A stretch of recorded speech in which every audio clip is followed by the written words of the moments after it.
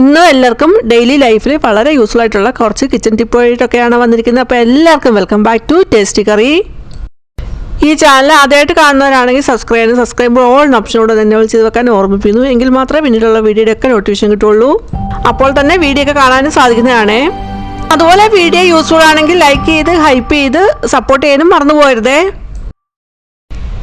ആദ്യത്തേത് കുതിർത്ത് വെച്ചിരുന്ന കടല കുക്കറിലോട്ട് ഇട്ട് കൊടുക്കുന്നുണ്ട്. പിന്നീട് അതിലോട്ട് അരിഞ്ഞു വെച്ചിരിക്കുന്ന ഇഞ്ചി, വെളുത്തുള്ളി, അതുപോലെ സവാള, അതുപോലെ തക്കാളി ഇട്ട് കൊടുക്കുന്നുണ്ട്. ഒരു മിക്സിയുടെ ജാർ എടുത്തിട്ടുണ്ട്. അതിലോട്ട് 1.5 ടീസ്പൂണ് മല്ലിപ്പൊടി, അതുപോലെ ആവശ്യത്തിന് മഞ്ഞൾപ്പൊടി, ഗരം മസാല, മുളക് പൊടി, 2 ടീസ്പൂണ് തേങ്ങയും ചേർത്ത് ആവശ്യത്തിനുള്ള വെള്ളമോടെ ഒഴിച്ച് നന്നായിട്ട് അരച്ച് ഇപ്പോൾ അത് കുക്കറിലോട്ട് ഒഴിച്ചു കൊടുക്കുന്നുണ്ട്. പിന്നീട് അതിലോട്ട് ആവശ്യത്തിനുള്ള വെള്ളമൊക്കെ ഒഴിച്ചു കൊടുക്കുന്നുണ്ട്.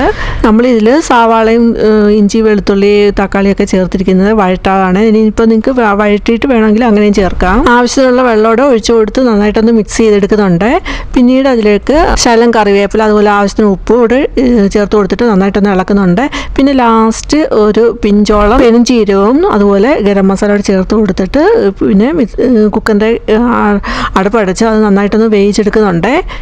ഒരു 4 വിസിലൊക്കെ അടിച്ചു. അത് കഴിഞ്ഞിട്ട് ഗ്യാസ് ഓഫാക്കി ഇപ്പം ഇത് കുക്കറിൻ്റെ അടപ്പൊന്ന് മാറ്റുന്നുണ്ട്. അപ്പം കടല നന്നായി വെന്ത് വന്നിട്ടുണ്ട്. ഇനിയും കുറുകിയ ചാറോടുകൂടി നമുക്ക് വേണമെന്നുണ്ടെങ്കിൽ കുറച്ച് കടല എടുത്ത് ഒരു പാത്രത്തിലെടുത്തിട്ട് ഒന്ന് ഉടച്ച് അതിലോട്ട് ചേർത്ത് കൊടുക്കാവുന്നതാണ്. അപ്പോൾ ഞാൻ സ്പൂൺ കൊണ്ട് ഒന്ന് ഉടച്ച് ആ കടലയൊന്ന് ജസ്റ്റ് ഒന്ന് ഉടച്ച് കൊടുക്കുന്നുണ്ട്. എന്നിട്ട് നന്നായിട്ടൊന്ന് ഇളക്കി കൊടുക്കുന്നുണ്ട്. ഇനിയും കടുക് പൊട്ടിക്കുന്നതിന് വേണ്ടിയിട്ട് ഒരു പാൻ വെച്ച് അത് പാനിലോട്ട് വെളിച്ചെണ്ണ ഒഴിച്ച് കൊടുത്ത് അതും ചൂടായി വരുന്ന സമയത്ത് കടുക്, അതുപോലെ കൊച്ചുള്ളി അരിഞ്ഞത് ചേർത്ത് കൊടുക്കുന്നു. പിന്നെ ശകലം കറിവേപ്പിലൂടെ ഇട്ട് ഒന്ന് വഴറ്റി ഒന്ന് മൂപ്പിച്ചെടുക്കുന്നുണ്ട്.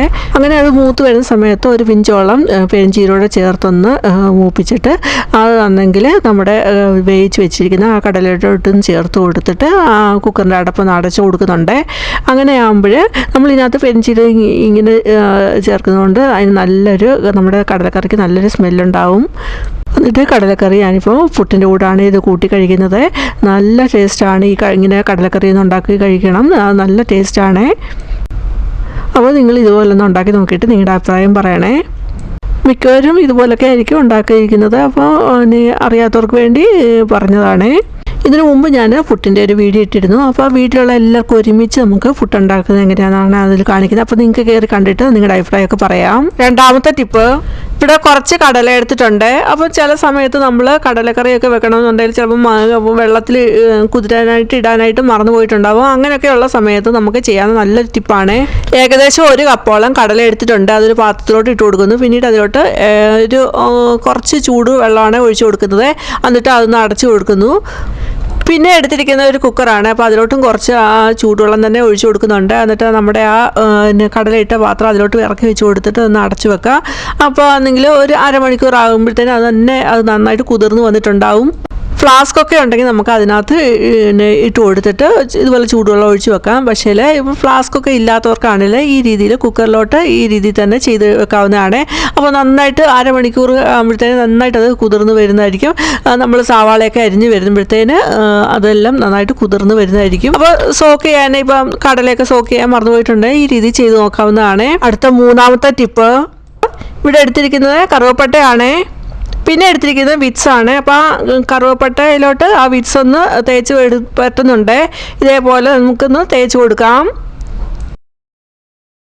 ഇതുപോലെ 2-3 സിനമൺ സ്റ്റിക്കയിൽ ഇതുപോലെ വിറ്റ്സ് ഒന്ന് തേച്ച് കൊടുക്കുന്നുണ്ട്. ഇങ്ങനെ വിറ്റ്സ് തേച്ചെടുത്തിട്ട് അതൊരു മൺചിര അതിലോട്ട് വെച്ച് കൊടുക്കുന്നുണ്ട്. വളരെ സിമ്പിളായിട്ട് ചെയ്യാൻ പറ്റിയ നല്ലൊരു ഐഡിയ ആണ് ഇത്.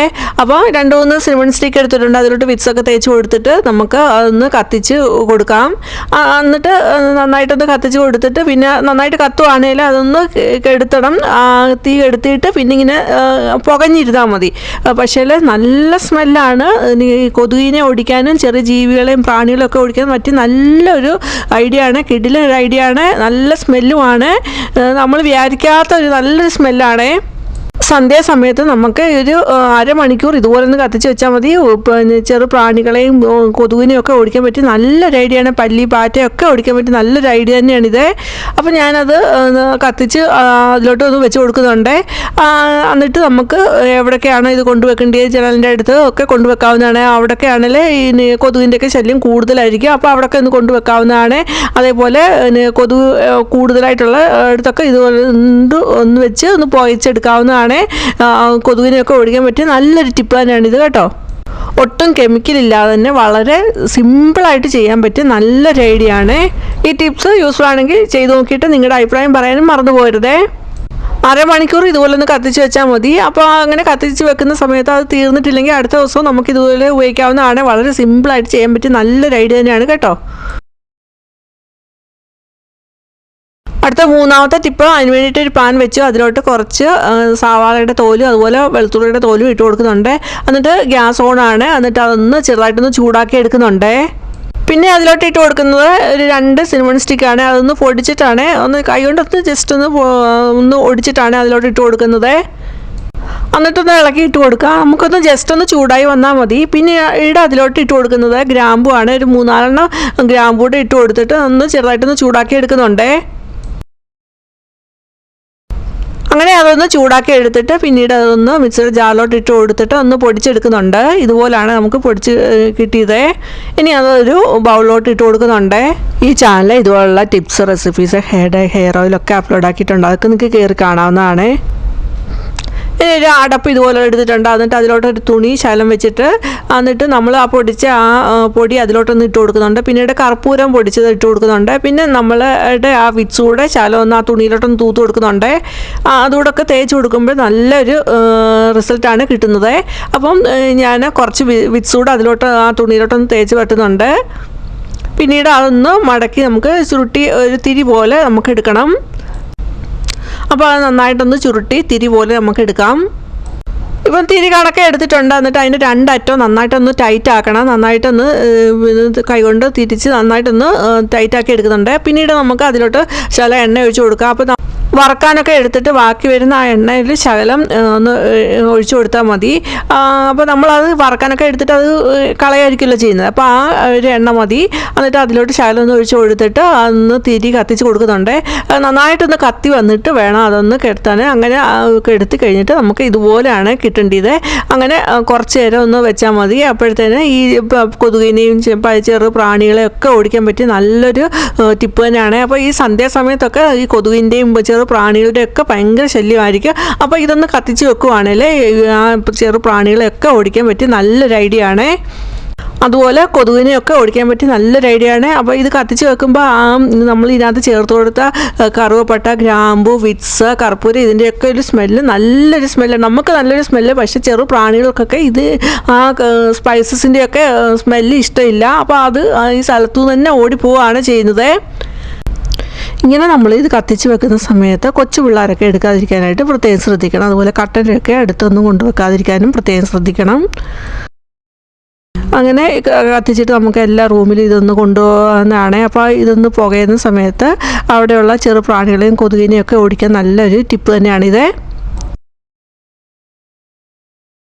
അടുത്ത 4ാമത്തെ ടിപ്പ്, അതിന് വേണ്ടിയിട്ട് ഒരു പാത്രത്തിൽ വെള്ളം എടുത്തിട്ടുണ്ടായിരുന്നു. എന്നിട്ട് അതിലോട്ട് നമ്മൾ നേരത്തെ പൊടിച്ച് വെച്ചതിൻ്റെ ബാക്കി ഈ വെള്ളത്തിലോട്ട് ഇട്ട് കൊടുത്തിട്ട് ഒരു സ്പൂൺ വെച്ച് നന്നായിട്ട് മിക്സ് ചെയ്യുന്നുണ്ട്. എന്നിട്ട് അത് ഗ്യാസിലോട്ട് വെച്ച് ഗ്യാസ് ഓണാക്കുന്നുണ്ട്. എന്നിട്ട് ഇത് നന്നായിട്ട് ഈ വെള്ളം ഒന്ന് തിളപ്പിച്ചെടുക്കാം. ഇപ്പം വെള്ളം നന്നായിട്ട് തിളച്ച് വന്നിട്ടുണ്ട്. എന്നിട്ട് ഒരു 2 മിനിറ്റ് നന്നായിട്ടൊന്ന് തിളപ്പിച്ചെടുക്കണം. അത് കഴിഞ്ഞിട്ട് ഗ്യാസ് ഓഫാക്കി നമുക്ക് വാങ്ങാം. പിന്നീട് അതൊരു പാത്രത്തിലോട്ട് ഇതൊന്ന് അരിച്ചെടുക്കുന്നുണ്ട്.